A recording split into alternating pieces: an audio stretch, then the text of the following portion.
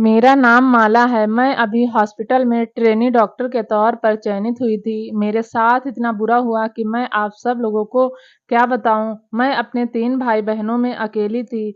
मुझे सभी लोग बहुत प्यार करते थे। मेरे 2 भाई थे, मुझे इतना प्यार करते थे कि वह मुझे पढ़ाने के लिए कोई भी कसर नहीं छोड़ते थे। खुद उन लोगों ने शिक्षा नहीं ली, लेकिन हमको दिलाई। काम करते और वह पैसा इकट्ठा करते थे, मज़दूरी करते थे। मुझे अच्छी शिक्षा दिलाना चाहते थे वह।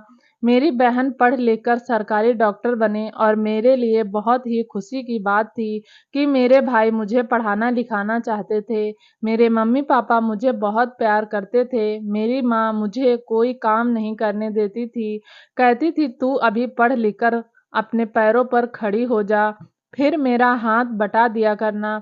मैं हँस कर कहती, "ठीक है माँ, मैं आपको कुछ बनकर दिखाऊँगी।" लेकिन मेरे घर में माँ-पापा, 2 भाई थे और मेरी हालत बहुत खराब थी क्योंकि मेरे घर में आर्थिक स्थिति अच्छी नहीं थी। मैं बहुत गरीब घर से थी। मेरे मम्मी-पापा मेरे लिए घर को रख कर कर्ज लेते थे और मेरी पढ़ाई में फीस भरते थे। मेरे दोनों भाई मेरी बहुत मदद करते थे।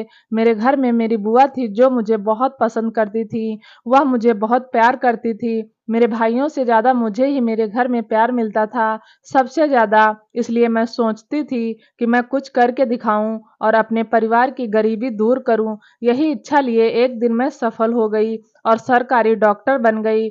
मैं अब अपने भाइयों का दुःख दूर कर रही थी। मैंने एक मकान भी ले लिया था अपनी सैलरी से। अब खुशी के दिन आने वाले ही थे कि एक दिन मैंने देखा जब छत पर बालकनी में खड़ी होती तो मेरे घर के सामने एक लड़का मुझे रोज़ देखता था। बस मुझे देखता ही रहता था और मुझसे कुछ कहता नहीं था। लेकिन फिर भी मैं बहुत डर जाती थी और अपनी मम्मी को मैंने एक दिन उसके बारे में बताना चाहा, लेकिन किसी कारण से मैं बता नहीं पाई। दूसरे दिन बारिश बहुत कस के हो रही थी। मैं हॉस्पिटल से आई और बालकनी में टहलने के लिए चली गई। तभी मेरी मम्मी पीछे से मेरे लिए चाय लेकर आई। कहने लगी, "माला बेटे, यह चाय रखी है, पी लो।" लेकिन मैंने कहा, "मम्मी, अभी मैं पी लेती हूँ।" फिर मेरी माँ ने कहा कि, "बेटी, क्या देख रही हो?" मैंने कहा, "मम्मी, यह लड़का मुझे रोज़ देखता है और ऐसे ही बस देखता रहता है।" मम्मी ने कहा, "तो क्या हुआ? उसे देखने दो। तुमको कोई परेशानी नहीं होनी चाहिए।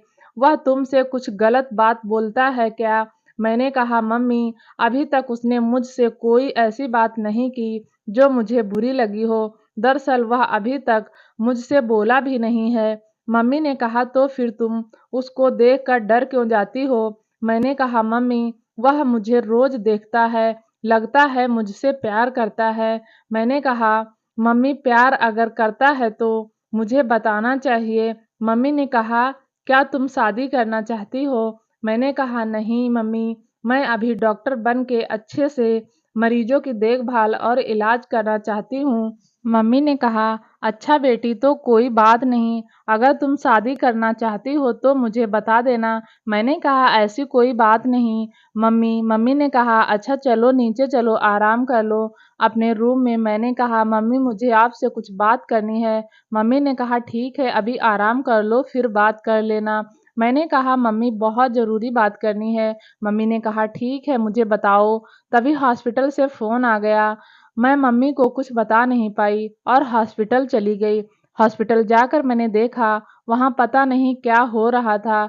मरीजों के साथ दरिंदगी हो रही थी। मैंने कहा, "अगर ऐसा होगा तो मैं इस हॉस्पिटल में जॉब भी नहीं करूँगी।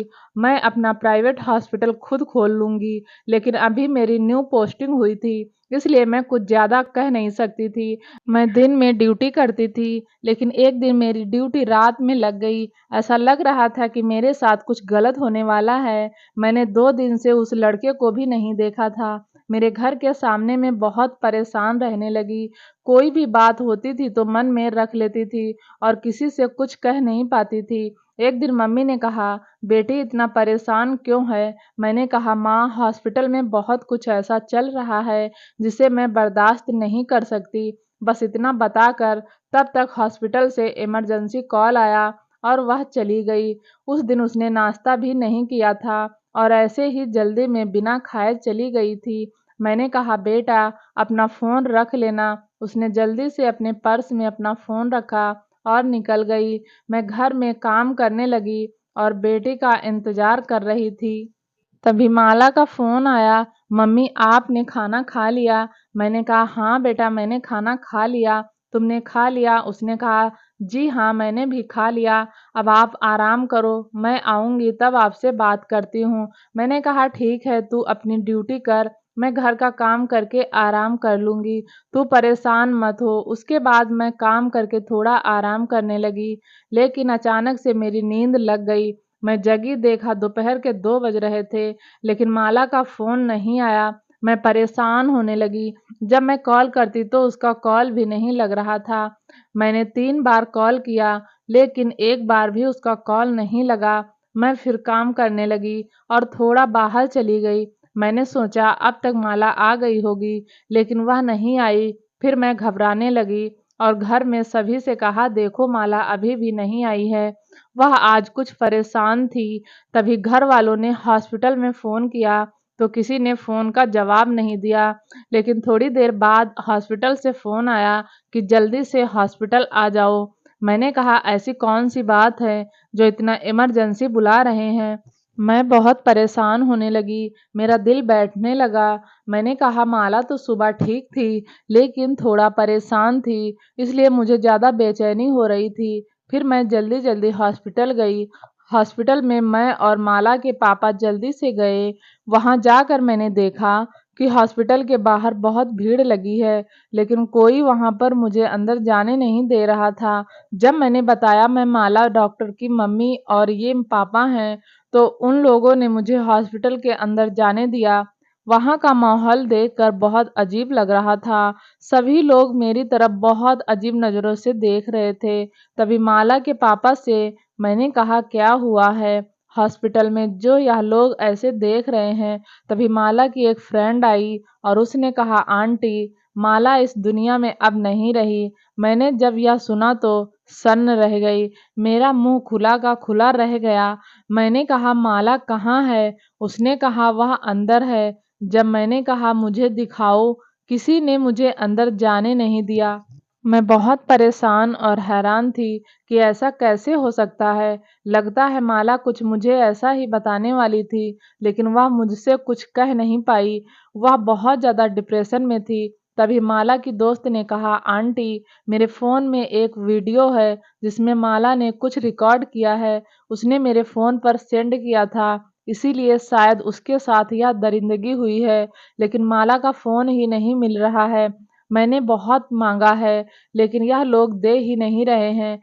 शायद उसके फ़ोन में यह वीडियो होगा। लोगों ने यह वीडियो उसके फ़ोन में देख लिया है, लेकिन माला ने चतुराई की है, क्योंकि उसने फ़ोन से अपने वह वीडियो डिलीट नहीं किया। वह वीडियो सेंड करके बस व्हाट्सएप से डिलीट कर दिया है। इसलिए इन लोगों को यह नहीं पता कि यह वीडियो मेरे पास है। शायद इस वीडियो को देखकर कुछ हेल्प मिल सके। मेरी बेटी के साथ इतनी हैवानियत की है। हे भगवान! इतना बुरा दिन कभी ना देखने को मिले, जिसकी जवान बेटी इस दुनिया में नहीं रही, इससे बुरा दिन कभी नहीं देख सकती। यह माँ की आँखें अब रो-रो करके ज़िंदगी भर बेटी को देखने के लिए तरसती रहेंगी। जब उस लड़के को माला के बारे में पता चला तो उसने भी अपनी जान दे दी, क्योंकि वह माला से बहुत प्यार करता था और उससे शादी करना चाहता था। अपने माँ-बाप का अकेला बेटा था। कुछ पल के लिए तो मुझे उसी पर शक हुआ था कि उस लड़के ने ही मेरी बेटी के साथ कुछ गलत किया है, लेकिन जब सच सामने आया तो मैं हैरान हो गई। जब मैंने उस वीडियो को देखा तो होश उड़ गए। उस वीडियो में मेरी बेटी के साथ ज़बरदस्ती की जा रही थी। उन हैवान ने मेरी बेटी को जानवरों की तरह नोच-नोच कर खाया था। वह चीख रही थी, "मुझे जाने दो," लेकिन उन दरिंदों ने उसकी एक ना सुनी और उसे नोचते रहे। यह सब देख और सुनकर मेरी रूह काँप गई थी।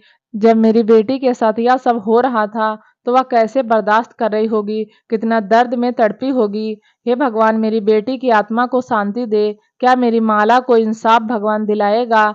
इस उम्मीद के साथ मैं ज़रूर ज़िंदा रहने की कोशिश करूँगी कि मेरी बेटी को इंसाफ मिले। इन हैवान इंसानों को ज़रूर सज़ा हो, ऐसा मैं ज़रूर चाहूँगी। अपनी बेटी के लिए मैं ज़रूर लड़ूँगी और जो हो सकेगा वह मैं करूँगी। दोस्तों उम्मीद करती हूँ कहानी पसंद आई होगी। दोस्तों लाइक सब्सक्राइब ज़रूर करें और एक लड़की के लिए ज़रूर कमेंट अपना दें। थैंक यू, धन्यवाद।